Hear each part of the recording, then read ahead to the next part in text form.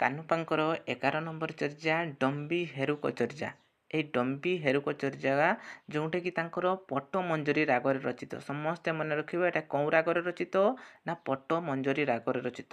11 number ଚର୍ଯାର ନାମ କ'ଣ ନା ଡମ୍ବି ହେରୁକ ଚର୍ଯା। ଠିକ୍ ଅଛି, ଆମେ ଚାଲ ଡମ୍ବି ହେରୁକ ଚର୍ଯାର ଗୀତିକାକୁ ଆଲୋଚନା କରିବା। ଡମ୍ବି ହେରୁକ ଚର୍ଯାର ପ୍ରଥମ ପଦରେ ରହିଛି କ'ଣ ନା ନାଡ଼ି ଶକ୍ତି ଦৃঢ় ଧରିଆ ଖଟେ ଅନହ ଡମ୍ବରୁ ବାଜଇ ବୀର ନାଦେ। ଅର୍ଥାତ୍ ନାଡ଼ି ଶକ୍ତିର ଅର୍ଥ କ'ଣ ନା ଆମ ଶରୀର ଭିତରେ ଯେଉଁ 72,000 ନାଡ଼ି ରହିଛି, ସେ 72,000 ନାଡ଼ି ମଧ୍ୟରୁ 3ଟି ନାଡ଼ି ପ୍ରଧାନ। ସେ 3ଟି ନାଡ଼ି କ'ଣ କ'ଣ ନା ଲଳନା, ରସନା, ଅବଧୂତି ବା ତାକୁ ଆମେ ଜାଣୁ କେମିତିକା ନା ଏଡ଼ା, ପିଙ୍ଗିଳା, ସୁଷୁମ୍ନା। ଏହି 3ଟି ନାଡ଼ୀର ଶକ୍ତିକୁ ନାଡ଼ି ଶକ୍ତି କୁହାଯାଏ। ଆଉ ଦୃଢ଼ ଶବ୍ଦର ଅର୍ଥ ହେଉଛି ଦୃଢ଼, ଧୈର୍ଯ୍ୟ ଶବ୍ଦର ଅର୍ଥ ହେଉଛି ଧରିନ, ଖଟେ ଶବ୍ଦର ଅର୍ଥ ହେଉଛି କ'ଣ ନା ଶୂନ୍ୟ ଚକ୍ର ମସ୍ତକସ୍ଥିତ ଯେଉଁ ଶୂନ୍ୟ ଚକ୍ରକୁ ଆମେ ଖଟେ ବୋଲି କହିଥାଉ।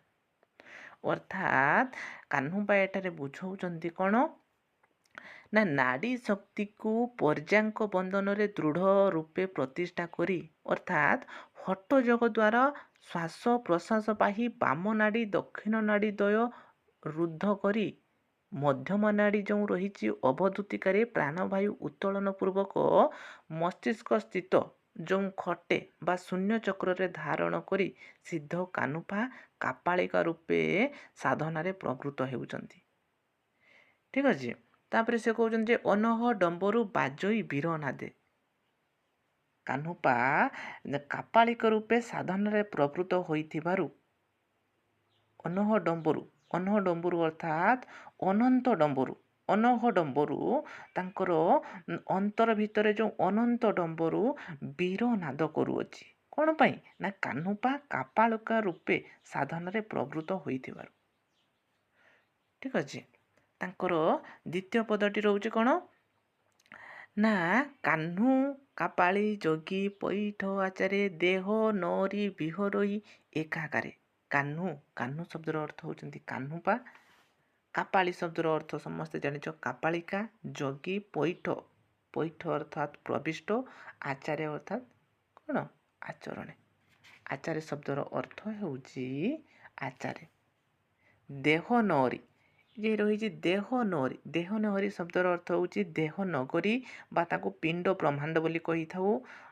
ବିହରଇ ଏକାଙ୍କାରେ, ବିହରଇ ହେଉଛି ବିହରଣ କରି ଏକାଙ୍କାରେ। ଅର୍ଥାତ୍ କାହ୍ନୁପା ଏଠାରେ କହୁଛନ୍ତି କ'ଣ ନା କାପାଳିକା ଯେପରି କାହ୍ନୁ କାପାଳି ଯୋଗୀ ପୈଠ ଆଚାରେ ଦେହ ନରି ବିହରଇ ଏକାକାରେ। ଅର୍ଥାତ୍ କାପାଳିକା ଯେପରି ଡମ୍ବୁରୁ ବଜାଇ ନଗର ମଧ୍ୟରେ ନିର୍ବିକାର ଭାବରେ ପ୍ରବଣ କରେ। କାପାଳିକା ଯେପରି ଡମ୍ବୁରୁ ବଜାଇ ନଗର ମଧ୍ୟରେ ନିର୍ବିକାର ଭାବରେ ଭ୍ରମଣ କରେ, କାହ୍ନୁପାଦ ସେହିପରି ଅନାହଦ ନାଦ ଅନ୍ତରରେ ପ୍ରକଟିତ କରି ନିଜର ପିଣ୍ଡ ବ୍ରହ୍ମାଣ୍ଡରେ ନିର୍ବିକଳ୍ପ ଭାବରେ ଭ୍ରମଣ କରୁଛନ୍ତି, ବିହାର କରୁଛନ୍ତି। ଏହା ପୂର୍ବରୁ ମୁଁ କହିଛି କାହ୍ନୁପାଙ୍କର ଯେତେବେଳେ ସେ କାପାଳିକା ସାଧନାରେ ପ୍ରବିଷ୍ଟ ହେଉଛନ୍ତି, ତାଙ୍କର ଅନ୍ତରରେ ଅନହ ଡମ୍ବରୁ ବାଜୁଛି। ସେ ଅନହ ଡମ୍ବରୁ କେମିତିକା ବାଜୁଛି ନା ଯେମିତିକା କାପାଳିକା ଯୋଗୀମାନେ ଯେମିତିକା ଡମ୍ବୁରୁ ବଜାଇ ନଗରରେ ଭ୍ରମଣ କରନ୍ତି, ଠିକ୍ ସେମିତିକା କାହ୍ନୁପା ନିଜର ଅନ୍ତର ଭିତରେ ଅନାହତ ନାଦର ଡମ୍ବୁରୁ ବାଜେଇ ନିଜର ପିଣ୍ଡ ବ୍ରହ୍ମାଣ୍ଡରେ ଭ୍ରମଣ କରୁଛନ୍ତି। ଠିକ୍ ଅଛି, ନେକ୍ସଟ ପଦ ରହୁଛି କ'ଣ ଆଳି କାଳି ଘଣ୍ଟା ନେହୁର ଚରଣେ ରବି ଶଶି କୁଣ୍ଡଳ କିଉ ଆବରଣେ। ଆଳି କାଳି ଶବ୍ଦର ଅର୍ଥ ହେଉଛି ବାମ ନାଡ଼ି ଦକ୍ଷିଣ ନାଡ଼ି। ବାମ ନାଡ଼ି ଦକ୍ଷିଣ ନାଡ଼ି କେଉଁଟା ନା ଏଡ଼ା, ପିଙ୍ଗିଳା। ରବି ଶଶି ଶବ୍ଦ ରବି ଅର୍ଥ ସେଇ ଗୋଟେ ବାମ ନାଡ଼ି ଦକ୍ଷିଣ ନାଡ଼ି ବା ଏଡ଼ା, ପିଙ୍ଗିଳା। ଘଣ୍ଟା ଶବ୍ଦର ଅର୍ଥ ହେଉଛି ଯେଉଁ ରହିଲା ଘଣ୍ଟା ନେଉର ଶବ୍ଦର ଅର୍ଥ ହେଉଛି ଘଣ୍ଟା, ନେଉର ଅର୍ଥ ହେଉଛି ନୂପୁର, ଚରଣ ଶବ୍ଦର ଅର୍ଥ ହେଉଛି ଚରଣ ଦ୍ୱୟରେ। ଠିକ୍ ଅଛି, ସେରକମ କୁଣ୍ଡଳ ଶବ୍ଦର ଅର୍ଥ ହେଉଛି କୁଣ୍ଡଳ, ସମସ୍ତେ ଜାଣିଛ କାନରେ ଗ୍ରହଣ କରନ୍ତି କୁଣ୍ଡଳ। କିଉ ଶବ୍ଦର ଅର୍ଥ ହେଉଛି କରି, ଆଉ ଆଭରଣେ ଶବ୍ଦର ଅର୍ଥ ହେଉଛି ଆଭରଣେ। ଅର୍ଥାତ୍ ଏଠାରେ କାହ୍ନୁପା କହୁଛନ୍ତି କ'ଣ? କାପାଳିକାର ପାଦରେ ଯେପରି ଘଣ୍ଟା ନୂପୁର ଥାଏ, କାପାଳିକାର ପାଦରେ ଯେପରି ଘଣ୍ଟା ନେଉର ଅର୍ଥାତ୍ ଘଣ୍ଟା ନୂପୁର ଥାଏ ଏବଂ କର୍ଣ୍ଣରେ ଯେପରି ସେ କୁଣ୍ଡଳ କର୍ଣ୍ଣରେ ଯେପରି କୁଣ୍ଡଳାଦି ଅଳଙ୍କାର ଥାଏ, ସେହିପରି କାହ୍ନୁପାଦ ଅଳଙ୍କାର ଆଦି ଅର୍ଥାତ୍ ବାମ ନାଡ଼ି ଦକ୍ଷିଣ ନାଡ଼ି ବା ରବି ଶଶୀକୁ ନିଜର ଆୟତ୍ତାଧୀନ କରି ଭୂଷଣ ରୂପେ ଗ୍ରହଣ କରୁଛନ୍ତି। ଠିକ୍ ଅଛି। ଅର୍ଥାତ୍ ଏ ଯଦି ବୁଝିବା ଏହି ପଦ, ସେ କହୁଛନ୍ତି ଯେ ଦେହ ନରି ବିହରଇ ଏକାଙ୍କାରେ ଆଳି କାଳି ଘଣ୍ଟା ନେଉର ଚରଣେ। ଅର୍ଥାତ୍ ଯେମିତିକା କାପାଳିକାର ପାଦରେ ଯେମିତିକା ଘଣ୍ଟା ନୂପୁର ଧାରଣ କରିଥାନ୍ତି, କାହ୍ନରେ ଯେପରି ସେମାନେ କର୍ଣ୍ଣ କୁଣ୍ଡଳ ଧାରଣ କରିଥାନ୍ତି, ଠିକ୍ ସେହିପରି କାହ୍ନୁପା ମଧ୍ୟ ଅଳଙ୍କାର ଧାରଣ କରିଛନ୍ତି। କେଉଁ ଅଳଙ୍କାର? ନା ଆଳି କାଳି ଅର୍ଥାତ୍ ବାମ ନାଡ଼ି ଦକ୍ଷିଣ ନାଡ଼ି ସଦୃଶ ବା ରବି ଶଶୀ, ସେଇ ବାମ ନାଡ଼ି ଦକ୍ଷିଣ ନାଡ଼ି ଇଡ଼ା ପିଙ୍ଗଳା ସଦୃଶ ଇଡ଼ା ପିଙ୍ଗଳାକୁ ଆୟତ୍ତାଧୀନ କରି ସେ ଭୂଷଣ ରୂପେ ଗ୍ରହଣ କରୁଛନ୍ତି। ଏଇଟା ହେଲା ତାଙ୍କର ତୃତୀୟ ପଦ। ଚତୁର୍ଥ ପଦରେ ସେ କହୁଛନ୍ତି କ'ଣ? ନା ରାଗ ଦେଶ ମୋହ ଲାଇ ଛାର ପରମ ଚରଣ ପରମ ମକ୍ଷ ଲବଏ ମୂର୍ତ୍ତି ହାର। ରାଗ ଦେଶ ମୋହ ତିନୋଟି ଜିନିଷ କଥା କହୁଛନ୍ତି। ନା ରାଗ, ଦ୍ୱେଷ ଆଉ ମୋହ। ଲାଇ ଛାର ଅର୍ଥାତ୍ ରାଗ ଦେଶମୟ ନାଇଣ ଖାର, ଛାର ଅର୍ଥାତ୍ ହେଉଛି ଖାର। ତାପରେ ଶବ୍ଦରେ କହୁଛନ୍ତି ଯେ ପରମ ମକ୍ଷ ଲବଏ ମୂର୍ତ୍ତିହାର। ମୂର୍ତ୍ତିହାର ଅର୍ଥାତ୍ ମୂର୍ତ୍ତିହାର ଶବ୍ଦର ଅର୍ଥାତ୍ କ'ଣ? ନା ମତିହାର। ଅର୍ଥାତ୍ এই ପଦରେ କାହ୍ନୁପା କହୁଛନ୍ତି କ'ଣ? ନା କାପାଳିକାର ଶରୀର ଯେମିତିକା ଭସ୍ମ ଲିପ୍ତ ହୋଇଥାଏ ଓ ଗଳାରେ ଯେମିତିକା ମତି ହାର ଗୃହୀତ ହୋଇଥାଏ ଗୋଟେ କାପାଳିକା, କାହ୍ନୁପା ସେହିପରି ମଧ୍ୟ ଭସ୍ମ ଲିପନ ହୋଇଛନ୍ତି। କିନ୍ତୁ କେଉଁ ଭସ୍ମ?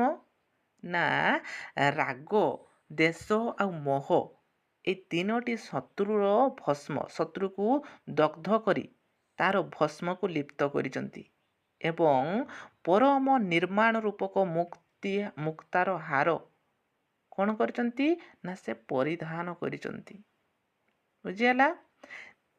ଯେମିତିକା ଏ ଶବ୍ଦର ଅର୍ଥ ଆଉ ଥରେ କହିଦେଉଛି।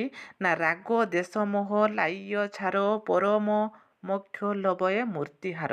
ଅର୍ଥାତ୍ କାପାଳିକାର ଶରୀର ଯେମିତିକା ଭସ୍ମ ଲିପ୍ତ ହୋଇଥାଏ ଏବଂ ଗଳାରେ ଯେମିତିକା କାପାଳିକା ମତିର ହାର ଗୃହୀତ କରିଥାଏ, ଠିକ୍ ସେହିପରି କାହ୍ନୁପାଦ ସେମିତିକା ଯେଉଁ ରାଗ ଦେଶ ମୋହ ରୂପକ ରିପୁ ବା ଶତ୍ରୁକୁ ଦଗ୍ଧ କରି ସେ ତାଙ୍କର ଭସ୍ମ ସେ ଲିପ୍ତ ହୋଇଛନ୍ତି। ଏବଂ ସେ କେଉଁ ହାର? କାପାଳିକା ଯେମିତି ମତିର ହାର ପିନ୍ଧିଛନ୍ତି, କାହ୍ନୁପା ସେମିତିକା କ'ଣ ହାର ପିନ୍ଧୁଛନ୍ତି? ନା ନିର୍ବାଣ ରୂପକ ପରମ ନିର୍ବାଣ ରୂପକ ମୁକ୍ତାର ହାର ପରିଧାନ କରିଛନ୍ତି। ଠିକ୍ ଅଛି। ତାଙ୍କର ଶେଷ ପଦରେ ଯେଉଁ ରହିଛି ପଦଟି, ମାରିଆ ଶାଶୁ ନଣଦ ଘରେ ଶାଳୀ ମା ମାରିଆ କାହ୍ନୁ ଭଇଲ କପାଳି। ମାରିଆ ଶାଶୁ ନଣଦ ଘରେ ଶାଳୀ। ମାରିଆ ଶବ୍ଦର ଅର୍ଥ ହେଉଛି କ'ଣ? ନା ମାରିଣ। ଶାଶୁ ଶବ୍ଦର ଅର୍ଥ ହେଉଛି ଶ୍ୱାସ। ନଣଦ ଶବ୍ଦର ଅର୍ଥ କ'ଣ? ନା ନାନାବିଧ ଆନନ୍ଦଦାୟିନୀ ଚକ୍ଷୁ ଆଦି ଇନ୍ଦ୍ରିୟମାନଙ୍କୁ କ'ଣ କୁହାଯାଏ? ନା ନଣଦ। ଆମର ଯେଉଁ ପଞ୍ଚ ଇନ୍ଦ୍ରିୟ ଅଛି, ଏମାନେ ବିଭିନ୍ନ ଆନନ୍ଦ ଖୋଜନ୍ତି। ଏଇ ଚକ୍ଷୁ ନାସା ଯେଉଁ ଇନ୍ଦ୍ରିୟମାନେ ରହିଛନ୍ତି, ଇନ୍ଦ୍ରିୟମାନଙ୍କର ଆନନ୍ଦଦାୟିନୀ ରୂପକୁ ନଣଦ କୁହାଯାଏ। ଆଉ ଶାଳୀ ଶବ୍ଦର ଅର୍ଥ ହେଉଛି କ'ଣ? ନା ହେଉଛି ନିଃସ୍ୱାଭାବିକୃତ୍ୟ। ସେ ଶାଳୀ ଶବ୍ଦର ଗୁହ୍ୟ ଅର୍ଥ। ମା ଶବ୍ଦର ଅର୍ଥ ହେଉଛି କ'ଣ? ନା ହେଉଛି ମାୟା। ମା ଶବ୍ଦର ଅର୍ଥ ହେଉଛି ମାୟା। ଅର୍ଥାତ୍ ସେ କହୁଛନ୍ତି କ'ଣ? ନା ମାରିଆ ଶାଶୁ ନଣଦ ଘରେ ଶାଳୀ ମା ମାରିଆ କାହ୍ନୁ ଭଇଲ କପାଳି। ଅର୍ଥାତ୍ କାହ୍ନୁପା ଏଠାରେ କହୁଛନ୍ତି କ'ଣ? ନା କାପାଳିକା ଗୃହ ସଂସାର ପରିତ୍ୟାଗ କରି ଶାଶୁ ନଣଦ ଶାଳୀ ମାୟା ଆଦି ସୃଜନକୁ ବର୍ଜନ କରିଥାଏ। ଅର୍ଥାତ୍ ଯେତେବେଳେ ଜଣେ ଯୋଗୀ କାପାଳିକା ବେଶ ଗ୍ରହଣ କରେ, ସମସ୍ତ ସାଂସାରିକ ମାୟା ବନ୍ଧନ, ଗୃହ ଶାଶୁ ନଣଦ ଘର ଶାଳୀ ମାୟା ସବୁକୁ ସେ ବିସର୍ଜନ କରି ସେ କ'ଣ ହେଇଥାଏ ନା କାପାଳିକା ରୂପ ଗ୍ରହଣ କରିଥାଏ। ଠିକ୍ ସେହିପରି କାହ୍ନୁପା କ'ଣ କରୁଛନ୍ତି ନା ମାରିଆ ଅର୍ଥାତ୍ ମାରିଣ। କାହାକୁ ମାରିଣ ନା ନା ଯେଉଁ ଶାଶୁ ଅର୍ଥାତ୍ ଶ୍ୱାସ ଇନ୍ଦ୍ରିୟ ମାୟା ଆଦିକୁ ବିନାଶ କରି କ'ଣ କହୁଛନ୍ତି ନା ସେ କାପାଳିକା ରୂପ ଧାରଣ କରୁଛନ୍ତି। ସମସ୍ତଙ୍କୁ ସେ ବିନାଶ କରି ବିସର୍ଜନ କରି ଏକ କାପାଳିକା ରୂପ ଧାରଣ କରୁଛନ୍ତି। କାହାକୁ ନା ଶାଶୁ ନଣଦ ଅର୍ଥାତ୍ ନାନାବିଧ ଇନ୍ଦ୍ରିୟର ସୁଖ ଉପଭୋଗକାରୀ ଇନ୍ଦ୍ରିୟମାନଙ୍କୁ ବିନାଶ କରୁଛନ୍ତି, ମାୟାକୁ ବିନାଶ କରୁଛନ୍ତି ଏବଂ ଶେଷରେ ସେ କାପାଳିକା ରୂପ ଯେଉଁମାନେ ଯେମିତିକା ପରିତ୍ୟାଗ କରିଛନ୍ତି ସିଏ ମଧ୍ୟ ଏମାନଙ୍କୁ ପରିତ୍ୟାଗ କରିଛନ୍ତି। ଏଇ ଯେ ତାଙ୍କର ଚର୍ଯା ଗୀତିକାଟି ରହିଛି କାହ୍ନୁପାଙ୍କର 11 ନମ୍ବର ଚର୍ଯା ଡମ୍ବି ହେରୁକ ଚର୍ଯା। ଏଇ ଚର୍ଯା ଗୀତିକାର ସେ ବିଶେଷ ଭାବରେ କାହ୍ନୁପା ପ୍ରକାଶ କରୁଛନ୍ତି ଯେ ନା ବାହ୍ୟ ବେଶଭୂଷା କାପାଳିକର ଲକ୍ଷଣ ନୁହେଁ। ବାହ୍ୟ ବେଶଭୂଷା କାପାଳିକାର ଲକ୍ଷଣ ନୁହେଁ। ତେଣୁ ବାହ୍ୟ ବେଶଭୂଷା ସହିତ ରୂପକ କରି ସେ ରଚନା କରିଛନ୍ତି ଡମ୍ବି ହେରୁକ ଚର୍ଯା। ଠିକ୍ ଅଛି। ଏହିପରି ଯଦି ବିଭିନ୍ନ ସିଦ୍ଧଚର୍ଯ୍ୟାମାନଙ୍କର ଚର୍ଯା ଗୀତିକାକୁ ଆଲୋଚନା ଭିଡ଼ିଓ ଦେଖିବା ପାଇଁ ଚାହୁଁଛନ୍ତି ଜାଣିବା ପାଇଁ ଚାହୁଁଛନ୍ତି ତେବେ କମେଣ୍ଟ ବକ୍ସରେ କମେଣ୍ଟ କର।